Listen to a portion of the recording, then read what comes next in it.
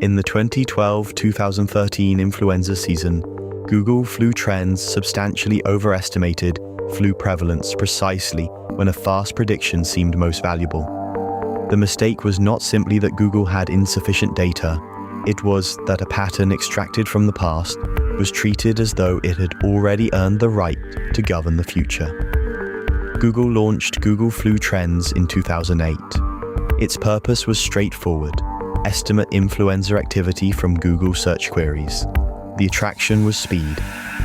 Traditional surveillance reports from the US Centers for Disease Control and Prevention took time to assemble, while search data appeared almost immediately. If people searched for flu symptoms, flu remedies, or flu-related information, perhaps those searches could reveal an outbreak before official reports caught up. This was an appealing idea because it joined two things we often treat as naturally compatible: more data and better prediction. Search queries were numerous, they were current. They seemed to record a population responding in real time to illness around it. A system that could turn this digital trace into an estimate of influenza activity looked like a public health advance. Then the estimates failed badly. In The Parable of Google Flu: Traps in Big Data Analysis, published in 2014, David Laser and colleagues analyzed that failure. Their case is not merely about an imperfect algorithm. It exposes an old philosophical problem in a new technical setting. Why should evidence that supported a prediction yesterday support the same prediction tomorrow? We tend to answer, because it worked yesterday. The model learned a relationship between searches and reported influenza. It found a recurring pattern. More searches of certain kinds appeared to track more flu. That relationship was then projected forward.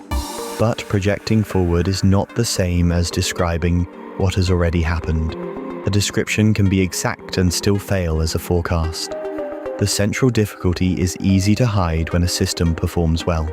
If a prediction succeeds repeatedly, we begin to speak as though the underlying pattern has been discovered. But repeated success shows only that a rule has fit the cases so far. It does not, by itself, show that the same rule will fit the next case. The future has not yet supplied its evidence. This is where a philosopher writing long before search engines becomes relevant.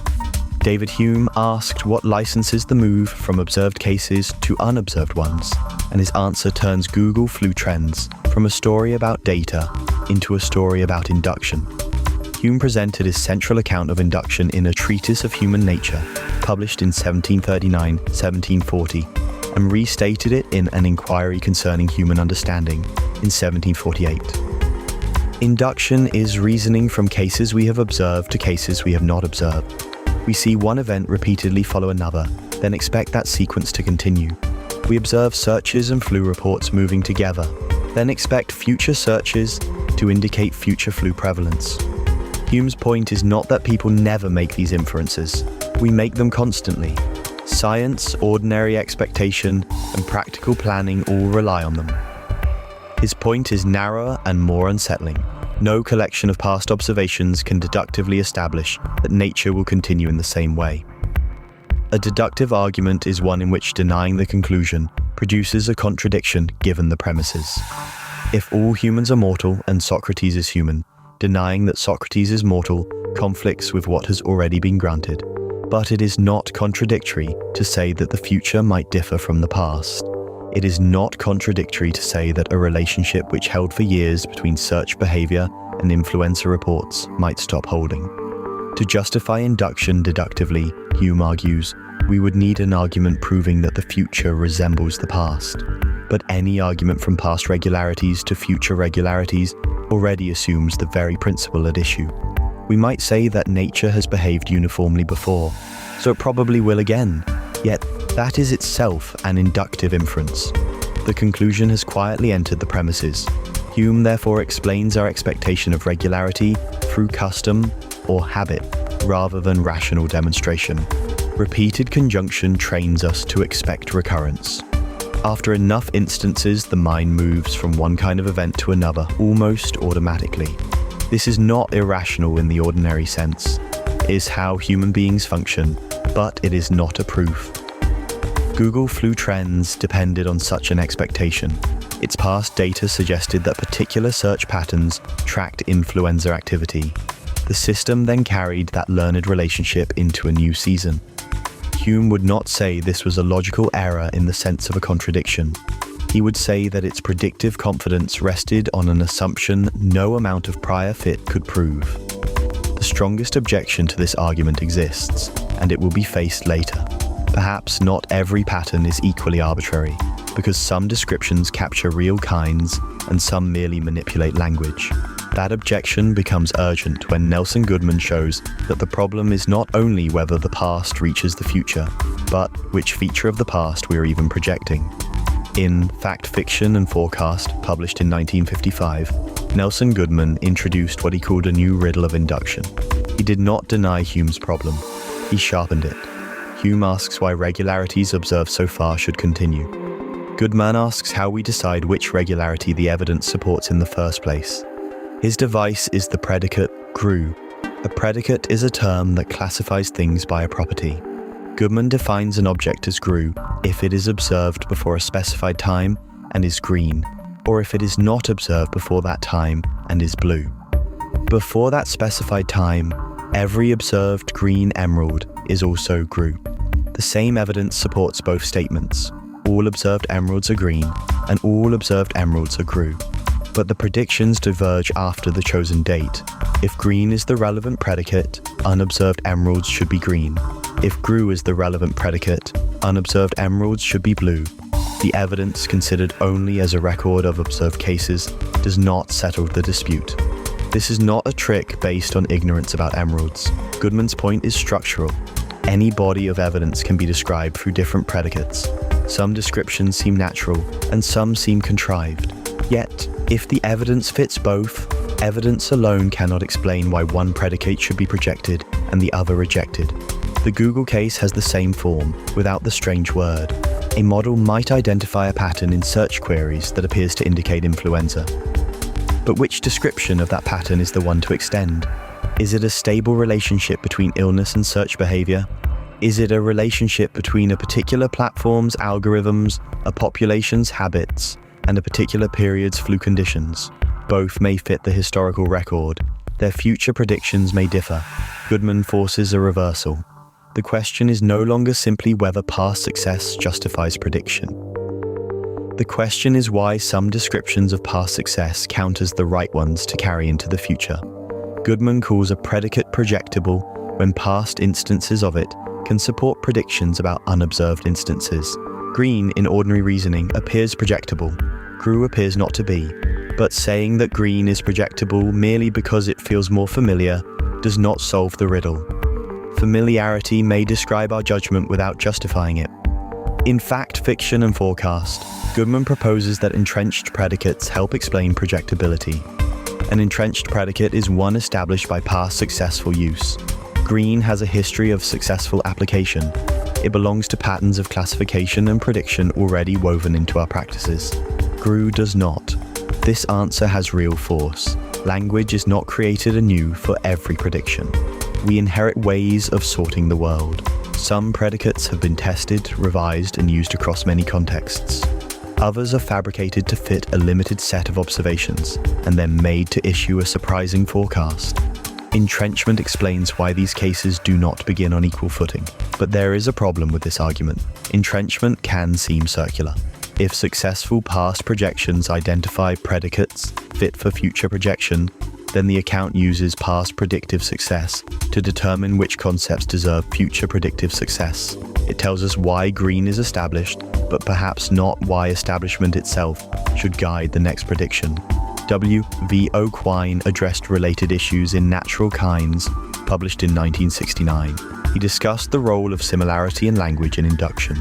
The categories through which we see resemblance matter. We do not merely receive raw evidence and then mechanically infer a future. We organize evidence through words, classifications, and judgments about what counts as similar. That makes Google Flu Trends less like a neutral measurement device and more like a system built on a classification. It had to treat some searches as relevant, some patterns as significant, and some relations as stable enough to project. The dispute over Grue becomes practical. What makes a data pattern a genuine signal, rather than a historical coincidence dressed up as a rule. Russell, Popper, and Quine offer powerful responses to that question, but each leaves a substantive human choice about which patterns are stable enough to trust. Bertrand Russell defended induction as a basic postulate in The Problems of Philosophy, published in 1912. A postulate is an assumption adopted because inquiry cannot proceed without it. Russell's move is direct. We cannot deductively prove that the future resembles the past, but we rely on some inductive principle as a condition of making empirical judgments at all. This does not dissolve Hume's challenge. It acknowledges it. The demand for a deductive foundation is set aside because prediction, science, and ordinary life require a principle that reaches beyond what has already been observed. Induction becomes basic, not demonstrated. Karl Popper offered a different route in The Logic of Scientific Discovery, published in 1934 and issued in English in 1959. Popper argued that science advances through conjectures and attempted refutations, rather than inductive confirmation. A theory is not secured by accumulating favorable cases. Instead, it should expose itself to possible failure. When a prediction fails, the theory has encountered a serious test. Applied to predictive systems, Popper's lesson is valuable. A model should not be praised merely because it fits its training history. It should face opportunities to fail. A flu model should be judged by predictions that could reveal its limits, not only by correlations that made it look persuasive in the past. Yet Popper's reply faces the Quine problem. A failed prediction can be blamed on auxiliary assumptions as well as on the central hypothesis. An auxiliary assumption is a supporting claim required to connect a theory to a prediction. If a forecast fails, was the model's core idea wrong? Or was the data incomplete, the measurement distorted, the platform altered, or some other supporting assumption at fault? Refutation is not always clean. Quine's natural kind approach offers another possibility. A natural kind is a grouping that supports induction better than arbitrary predicates such as Grue. On this view, some classifications track similarities that are better suited to projection. They are not guaranteed by logic, but they are more than verbal inventions. That helps explain why Grue appears defective. It also suggests why a predictive system should seek relationships connected to stable groupings rather than accidental combinations of variables, but it does not remove judgment. Deciding which grouping is genuinely stable, which similarity matters, and which changes are superficial remains part of inquiry. Google flu trends is the test case because its failure did not require a contradiction in the data. It required a change in the relation the system had learned to trust. Laser and colleagues reported in 2014 that Google flu trends overestimated peak influenza prevalence by more than 50% in 108 of 108 weeks between August 2011 and September 2013. That is not a minor deviation around an otherwise reliable signal. It is a sustained failure at the very point where the system was meant to provide useful early estimates.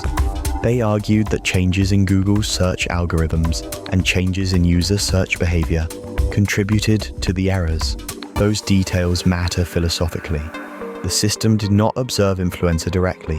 It learned a relationship between search activity and influenza prevalence. When the platform changed or users changed how they searched, the earlier relationship could no longer be assumed to hold. This is Goodman's problem in practical form.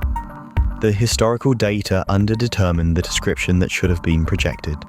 A model may have treated a search pattern as though it expressed a stable relation to disease, but the more accurate description may have included conditions the model could not safely ignore: a particular search environment, particular user habits, and a particular period. Machine learning now names this danger distribution shift. Distribution shift means that the statistical relationship learned from training data changes when a model encounters a new setting or time period. Pang Wei Ko and colleagues introduced the Wilds benchmark in 2021 to evaluate machine learning systems under these shifts between training and deployment data. The benchmark does not solve Hume or Goodman. It makes their pressure operational. A system must be tested not only where its learned pattern was formed, but where the background conditions may differ. Historical fit is necessary for prediction, but it is not sufficient. The model must confront changes in the world that its previous success did not reveal. Google flu trends failed because search behavior, platform behavior, and disease conditions were not simply interchangeable parts of one permanent pattern. The modern stake is not whether prediction can become certain. It is whether institutions know which parts of their successful models are stable and which parts are merely familiar. When a predictive system is deployed in a changed setting, what exactly has earned our trust? The pattern, the category, or only the past in which both happen to work? Subscribe for more careful arguments about the ideas inside modern systems.